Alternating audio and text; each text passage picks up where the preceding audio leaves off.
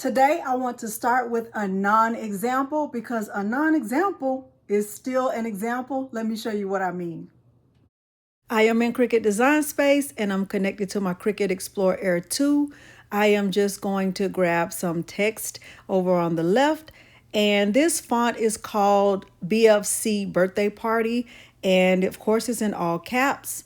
I am making sure to just resize it so I can play around with it a little bit. I have attached the letters that makes it so much easier to manipulate the letters. Now what I'm going to do is just turn this into a stencil and show you why this is a non-example. So I'm grabbing a shape. I changed the color of it to red. I'm going to move the box on top of the text, select both, and I am going to center this. And with both still selected, I'll click on the edit and subtract option. That just removes the letters from the box. And now I am going to click make. I'm going to cut this out with medium cardstock. Now I'm going to choose my settings. Let's go back to the camera so we can see why this is a non-example. Okay, I have black cardstock on the mat, and let's get this cut out. I'll speed this part up. All right, it's finished cutting, so let's remove it and let's take a look at it.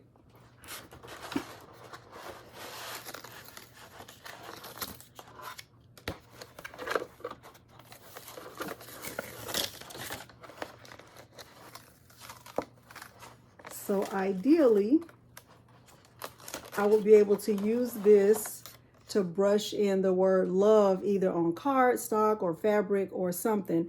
But what's wrong with this? Let's talk about it. Hello everyone, and welcome to Crafting with Delonda. It's me again, Delonda, and thank you so much for joining me today.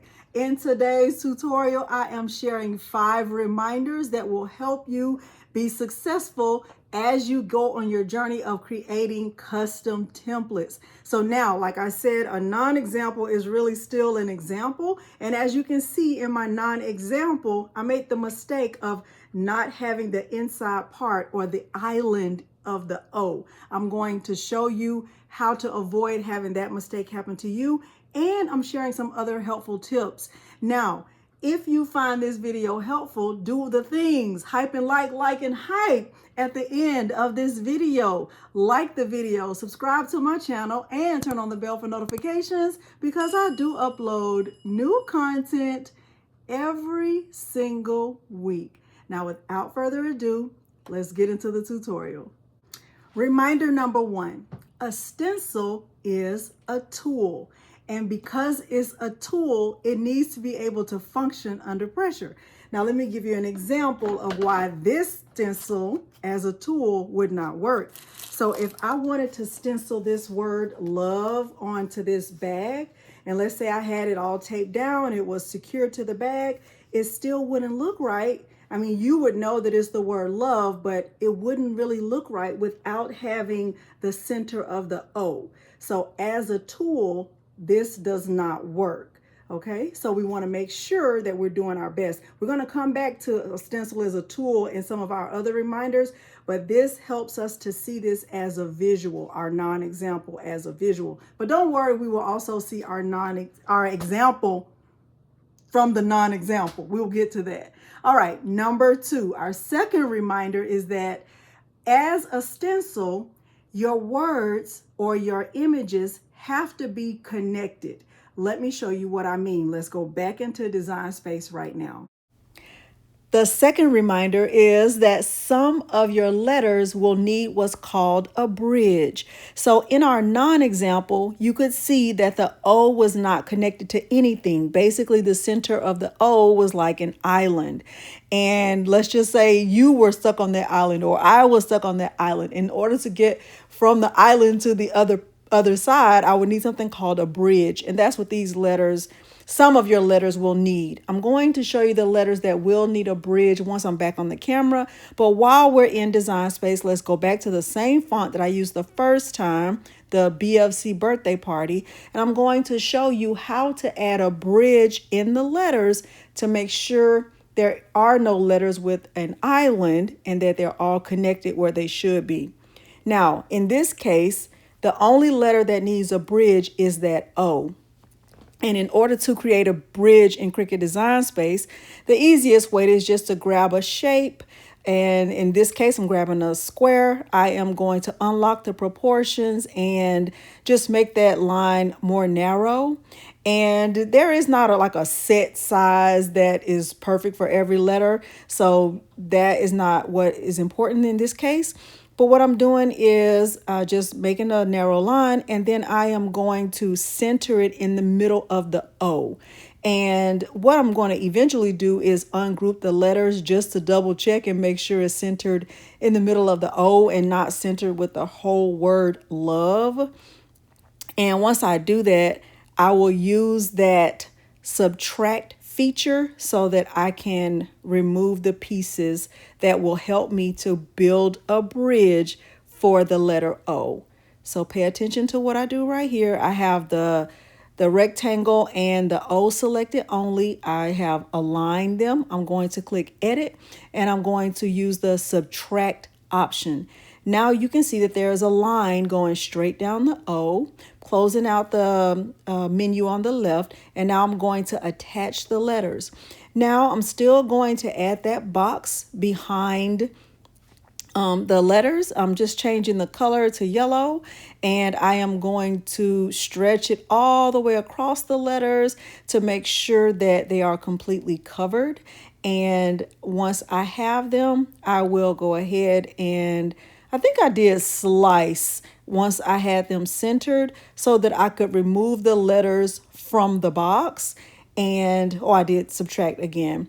And I am going to cut this again so we can see the difference between our non-example and our example that has the bridges. I'm using the same cardstock from the first time. I'm just going to flip the mat in a different direction. I just turned my mat upside down so I don't have to get a new piece of cardstock.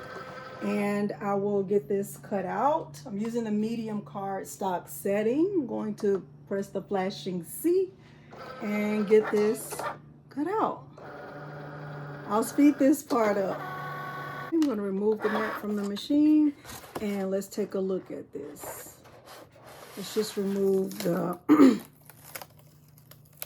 part that would be our stencil.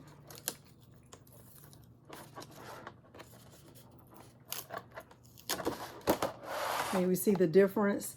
So now I still have the center of my O, and I have my L, and I have my V, and I have my E. So that works perfectly, and hopefully you can see the difference between these. So reminder number 2 is that there are some letters that need a bridge or letters that need to be connected, okay? So let's write that down as our second reminder. Okay, so here are the letters that will need bridges. So when you're looking at your uppercase letters, A, B, D, O, P, Q, and R. Sometimes G, it just depends on the font. And then for lowercase, all of these plus E and G, but not R. You'll be able to see once we get into it a little bit more and once you practice a little bit more. Now, the third reminder is the font matters. So I'm going to write that down and then we're going to go right back into Cricut Design Space and look at some examples. All right, we're back in Cricut Design Space and I've typed the word again. And this time let's look at some script fonts. Now, I will say that it is not impossible to add bridges to the letters. It is not impossible to use script font. I would just definitely say use it with caution because once again, if a stencil is a template and the template needs to be able to hold up to your painting or your, whatever you're applying using for the stencil, it's important to be careful because not only will you need to be able to cut the stencil with your cutter, right? You'll also need to be able to get in between those small little lines and the bridges that you create. So if you are using a font like this, Yes, it's doable. Is it advisable? Probably not. If you're going to use a script font, I suggest still using script font that is bold, and that you can add thick lines to if you need to, so that it doesn't take away from the aesthetic of the stencil. If I was working with a font like this, like you can already see that I've already like removed a part of the bottom of the L, and in my opinion, it doesn't look as pretty as it does with the more bold fonts, but this will be a matter of personal preference, and the more you practice creating your stencils, the better you'll get at it, the better you'll be able to make decisions about where to place, those bridges so that it doesn't take away from the aesthetic of your stencil. So in this case, I'm using the slice feature and just seeing what it would look like to add in some bridges in the letter. That one doesn't look so bad, but there are some fonts that I would just definitely say don't do, like some of the single line fonts. The letters are so thin, or the text is so thin, that it's nearly impossible to tell that the text has actually been removed from the background of the box. Like in this font right here, believe it or not, once I remove it from that box, you can't even tell that I removed it, but I did. So it's actually subtracted from the box. And I even had to like double check myself, like, is it really subtracted? So I even went back and I sliced it just to be sure, and it was still so hard to tell. So I would say, stay away from those really thin script fonts, because remember, your Cricut or whatever cutting machine you have will need to be able to cut it, and you'll need to be able to use that stencil as a tool like you're supposed to. And one of the examples I have is, just think of it as having a hammer without a handle. It would be nearly impossible to use it. So just stay away from those. The bolder, the bigger, the bolder the font, the better. BBB. Okay. Before we get out of Design Space, I wanted to show what one example looks like using all lowercase letters. This font is called BFC Flip Flops, and I downloaded it from the Design Bundles website. I'll make sure it is linked below this video.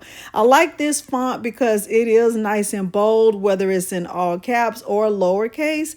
And what I did is the same thing. Basically, I just grabbed a square, unlocked the proportions, and once I found the size that I liked, I just duplicated it twice so that the other E and the A would have the same size bridge, so to make the stencil look more uniform. And even though I didn't cut this as a stencil, I think that any crafter would love to have this stencil, because it's pretty much a summary of what we do. We create as crafters.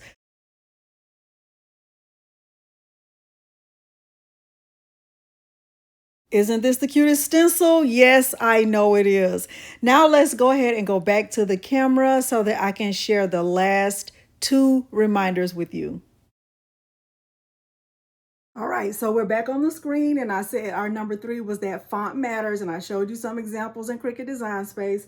Number 4 is that materials matter, and I have demonstrated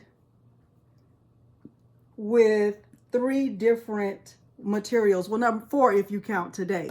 In my first tutorial, I demonstrated how to create stencils using Dollar Tree chopping mats. This is a Dollar Tree chopping mat. You can see that it's flexible, but it's also durable. I was able to stencil my template. I was able to stencil my template with no problem. The paint didn't bleed through. It worked out perfectly.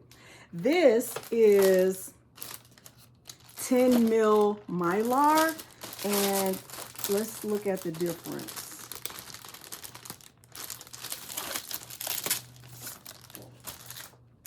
Okay, so you see it's also quite durable. I would say in terms of thickness, they kind of feel exactly the same. They really do. They feel pretty much the same in terms of thickness. Maybe the Dollar Tree chopping mat feels a teeny bit thicker. And then here is the 7.5 mil Mylar. Now don't worry, I did link all three of these below the video in case you are interested and you want to, you know, try any of these out. So the 7.5 mil Mylar is more flimsy, but it will cut without any problems. All three of these cut without any problems, to be honest.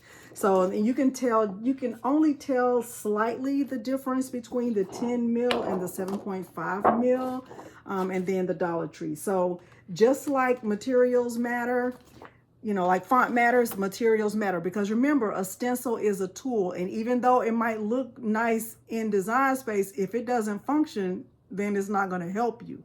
Okay. So it's almost like having a hammer without a handle. That would be terrible. All right. So let's just say, you know, you made a stencil out of cardstock. You would probably have a hard time painting that because the cardstock would be flapping under the paint as you're trying to, you know, apply the paint to your fabric or your cardstock or whatever it is you're using. All right.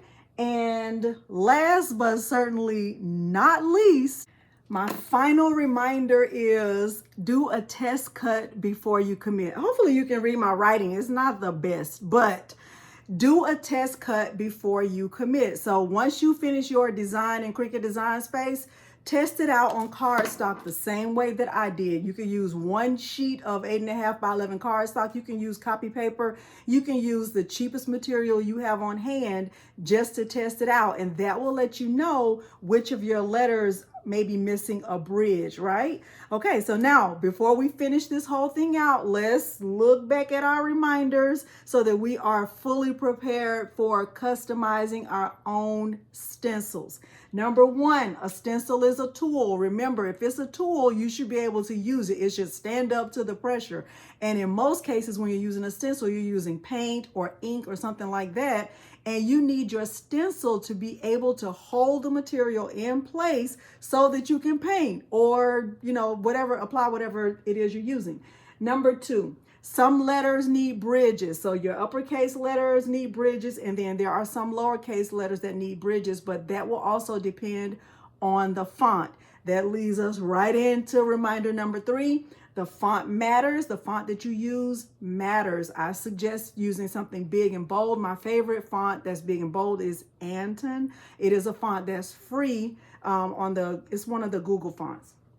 Number four, your materials will matter because your stencil is a tool and you'll need it to stand up to whatever it is you're using. And then number five, do a test cut before you commit. So before you ever start to use your Mylar or your Dollar Tree chopping mats, just use some cardstock so you're not wasting your good stuff on your stencil and it doesn't work out. Hopefully you did find this tutorial helpful. If you did, don't forget to do the things. Hype and like and hype. Like the video, subscribe to my channel, and turn on the bell for notifications because I do upload new content every single week.